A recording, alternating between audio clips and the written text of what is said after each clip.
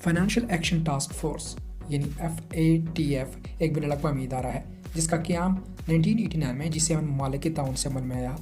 इन ममालिक में अमेरिका, बरतानिया, कनाडा, फ्रांस, इटली, जर्मनी और जापान शामिल है।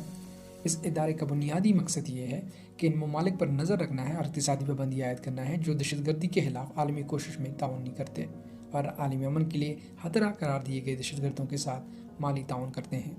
इस तंजीम के 39 मेंबरान्स हैं जिसमें 2 इलाकाई तंजीमें, यूरोपियन कमीशंस और गल्फ कॉरपोरेशन कौंसिल हैं।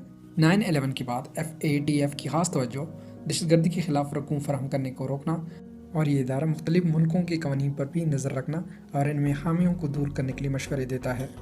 सन 2000 के बाद से फाइनेंशियल एक्शन टास्क फोर्स वक्तन फ़वक्तन एक फहरिस्त जारी करती है जिसमें इन ममालिक के नाम शामिल होते हैं जो दहशतगर्दी की माली पुश्तपनाही से रोकने की सफरशात पर अमल पैरा नहीं होते। FATF की ब्लैक लिस्ट में इन ममालिक को रखा जाता है जो दहशतगर्दी की आलमी लड़ाई में ताउन नहीं करते, जिसमें शुमाली कोरिया और ईरान शामिल है।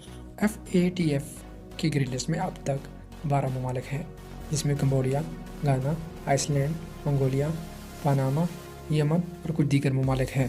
फाइनेंशियल एक्शन टास्क फोर्स का फैसला साज इदारा FATF प्लेनरी हर साल यानी फरवरी, जून और अक्टूबर में 3 बार मिलता है।